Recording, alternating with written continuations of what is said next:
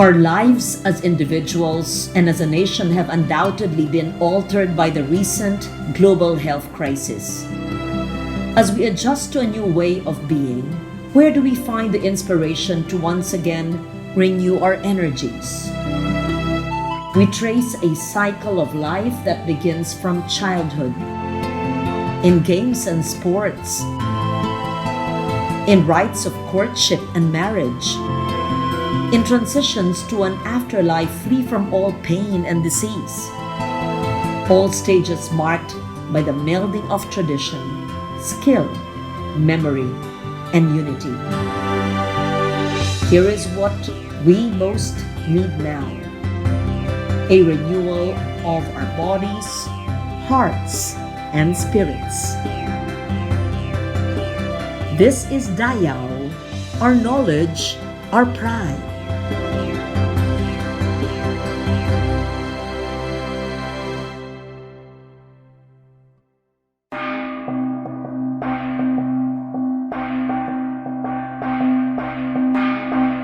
Prior to the pandemic, a growing tourist attraction in Ipugaw was the annual Punnuk ritual.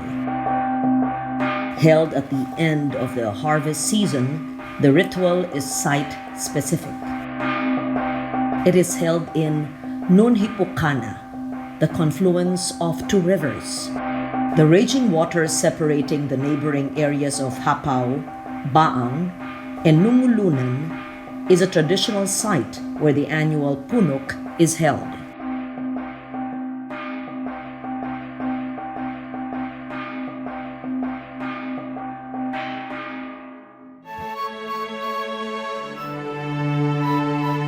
The confluence of waters where the Punnuk is celebrated is also the boundary between the neighboring villages. Hapao occupies the eastern boundary, Baang, the southwestern boundary, and Nungulunan, the northwestern boundary. All are located in the district of Hungduan in Ifugaw. In recent years, the Punnuk ritual had attracted many visitors to this junction. Unlike other commercial or religious festivals that have become regular tourist attractions, the Punnuk has no set date. A Punnuk is declared at the end of the harvest season in this area of Ifugaw, usually in late July, and only after the appropriate auguries from ritual and agreement of all neighboring parties. Kahit kumat nga gyaman, kadagiti amin nga kapamilya amin nga nakisali.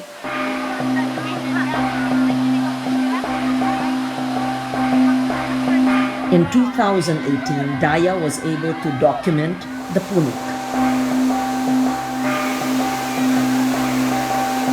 By then, it had become a cultural event attended and promoted by government officials, LGUs, cultural workers, filmmakers, artists, and media.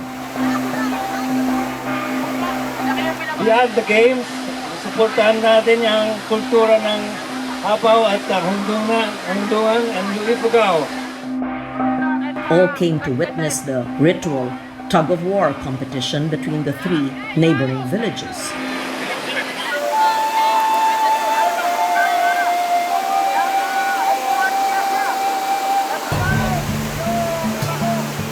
With a raging current of the Nunhipukana Junction as a playing field, the teams pushed and pulled in this competition. This friendly show of strength that is also a ritual, a celebration of goodwill among the villages, a thanksgiving to the spirits of the rice harvest. A ritual now enshrined among UNESCO's list of important intangible human heritage.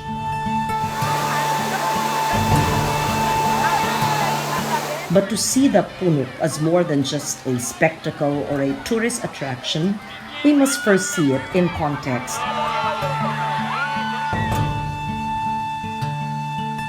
As a culmination of the Ifugaw rice cycle, the cycle of growth, harvest, and thanksgiving.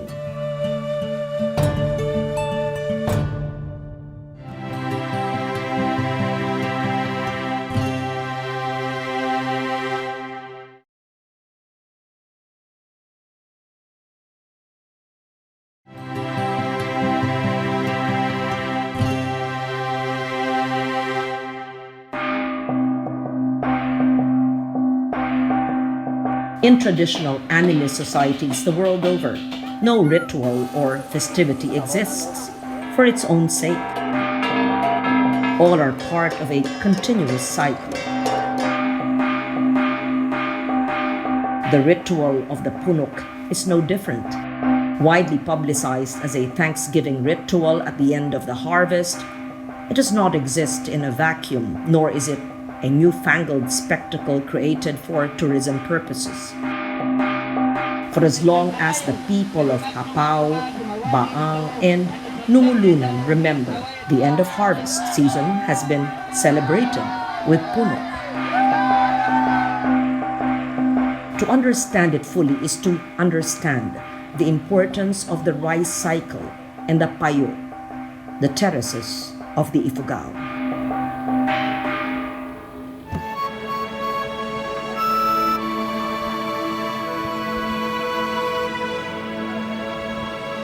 As a source of life and a continuing culture, the terrace systems are as vital today as they were when they were first created.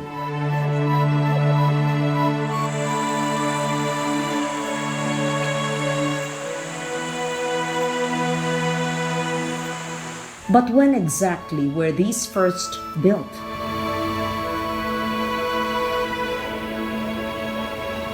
It is widely accepted and taught in our schools that the Ipugaw rice terraces are over 2,000 years old. Widely attributed to Henry Otley Beyer, this theory links the buildings of the terraces to the waves of migration that populated the Philippines. It is a theory that even the Ipugaw themselves have come to accept and be proud of. But recent scientific findings by the Ipugaw Archaeological Project have unearthed evidence that puts the accepted Beyer dating into serious question. Dr. Stephen Acabado, a Filipino anthropologist based in UCLA, has posited a controversial theory. Based on archaeological evidence in the oldest known Ipugaw settlement in Kiangan, the terraces are only 400 to 500 years old. More importantly, the research suggests that the Ipugaw migrated upwards into the Cordilleras and adopted the wet rice agriculture as a response to encroaching Spanish colonization. Thus, the terraces, once accepted as the product of 2,000 years' worth of toil, can be viewed differently. Some may consider the Ipugaw Archaeological Project's findings as controversial, yet can be empowering as they show how the creative responses and ingenuity of a people can construct structures of such magnitude as the Ipugaw rice terraces within a very short time span. These findings place the terraces and the Ipugaw themselves in a new, more vital role as strategists and stakeholders planning their own future and consolidating their political and cultural power in the face of the Spanish colonization. Theirs was not a retreat into the higher slopes of the Cordilleras, as much as it was a strategic move to a stronghold the Spanish would be unable to penetrate. And by bringing the wet rice agriculture of the lowlands with them and shaping the rugged environment, they had succeeded in adapting a lowland agricultural system to an entirely different environment. In the simplest terms, these findings show that the Ipugaw built their terraces as a strategy of resistance and as a political and cultural consolidation against Spanish colonialism. Whether it took 2,000 years or 500 years to build the terrace systems, one fact is indisputable. The Ipugaw have built their entire culture around the cultivation of rice. Itong rice terraces na ito, it's a part of the study of Algonquin based in Bayninan, isang sitio ng Kinakin, barangay. Pinag-aralan yung culture, mga tradition ng mga tao, tapos yung tanim, rice field ng mga tao doon sa Bayninan sitio. Yung season ng pagtatanim, mga from November, December hanggang February. And then yung harvest season is supposed to be June or July ang harvest.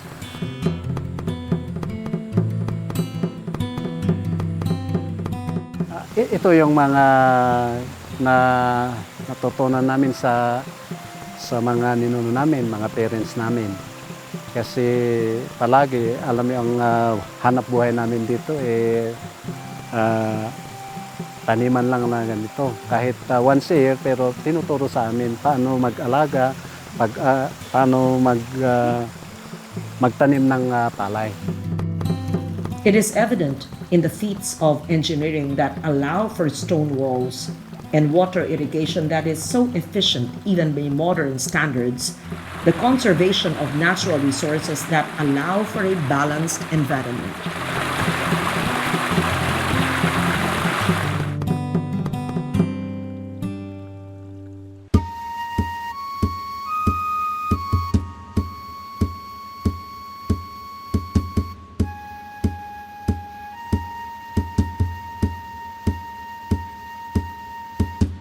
The payo or terraces also play a central role in the tangible and the intangible heritage that the Ipugaw have given the world.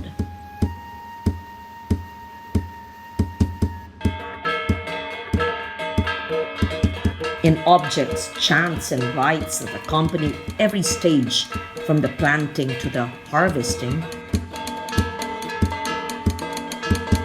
from ritual objects like the bulul, the guardians of the rice granary, to the commissioning of installation of the Hagabi prestige bench for the wealthiest of field owners. From chants like the hudhud recited during the harvest,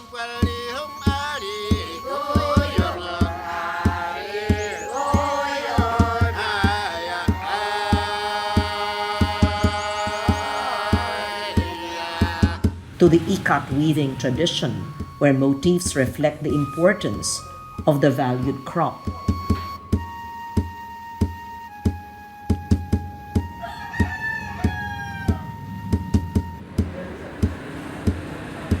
Rice and the terraces remain the central force in Ipugaw life.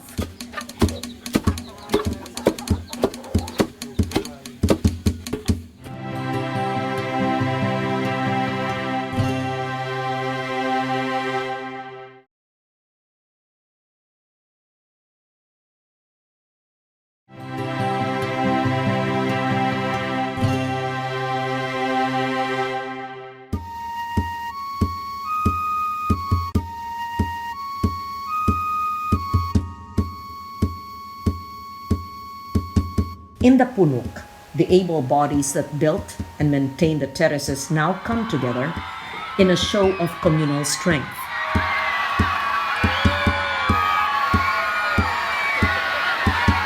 Before a Punnuk challenge is announced to the two neighboring villages, the priests of Hapao must conduct a series of rituals, collectively known as dupag. These signal the start of the harvest season. These rites include the sacrifice of pigs and chickens. The series of rituals continue from the start of the harvest until the end. The responsibilities of overseeing the many stages of the rice cycle go to a class of families known as dumupag. These families own large rice fields. They are the ones in charge of declaring and sponsoring the many rituals that attend the rice cycle. The dumupag families of Hapao, represented by Mona Lisa, Uyami, Bimuyag, enumerate the responsibilities of their rank. Ang role ng dumupag sa huwa is parang sila na yung magdi-declare na its harvest is over. We should have say thank you to our maknungan to our God for the many blessings for our abundant harvest. It ended there for the next rice cycle again. My feelings is parang very much blessed because based sa mga kwento nila for the history of it, yung pagkaalam ko, hindi naman pala basta-basta sabihin nila sa isa na, oh, ikaw na yung dumupag. Parang it's a blessing na binigay sa amin. So we should have to preserve it and we should have to transfer it to the next generation. At the successful completion of the last Dupag ritual, the Mumbaki will invite the neighboring villages to the Punnuk. Magandaya datngandit atong na bumunga po ti iliyak doon at mo di on nitaguanda mabagbaga doon at di na makukulangan amit magagoya na maubanan dan amin maramdamu ta katoo-toon anwada dan amin pinhot ng kalyon ng punhong antitago ng huwa. A day of communal rest is declared when villagers are forbidden to go to the fields. Ano kay importante yun daya hindi pun ibrayan din na bure anong tamo. Naku, they are tired to work and work, to harvest di para ang kaili di para bring it home. So that they need to rest for as well. And the bago ataragot will bless the palay and the pig and the hen will be many and all the fruit will be have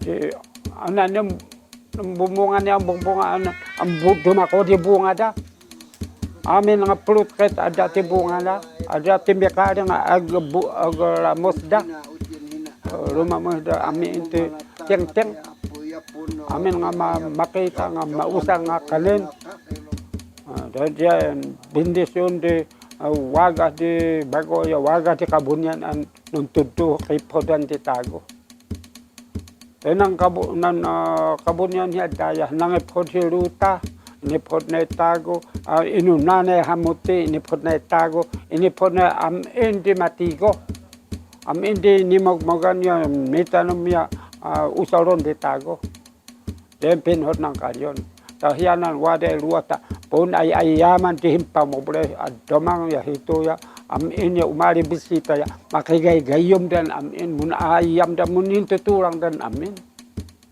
den pinhot di maknongan bago an wadagot mun ayam dah ada mun guguyut ada mun dadap na ada makita mun inum dah tapoy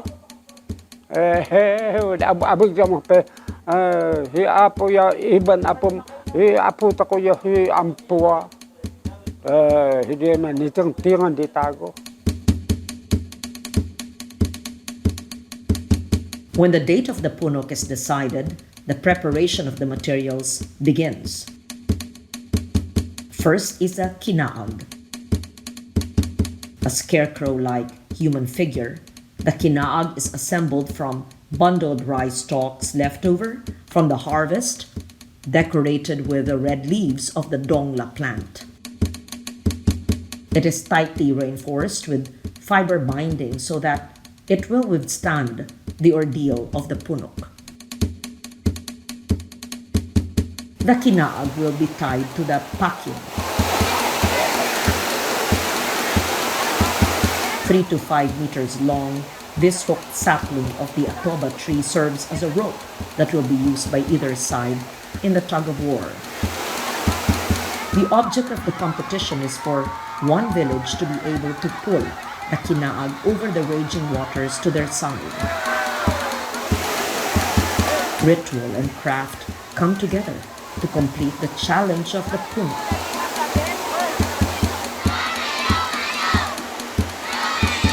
The paraphernalia will be prominently displayed by the three teams as the menfolk march to the river, followed by the women of the village. More than one kinaag is brought to the river just so there will be ready replacements in case one is torn in the ensuing tug-of-war.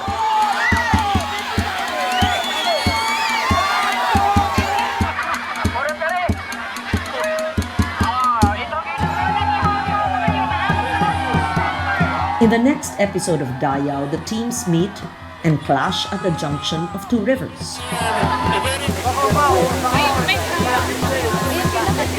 Once, only the villagers of Hapaw, Baang, and Nungulunan were witness to the Punnuk.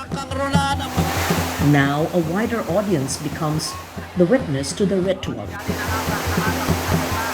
Despite the pandemic, gadgets and gizmos have brought the mountains of Ipugaw into homes worldwide. More than just a show of communal strength, the Punnuk is a show of the Ipugaw culture's vitality, as well as an embodiment of Dayaw, our knowledge, our pride.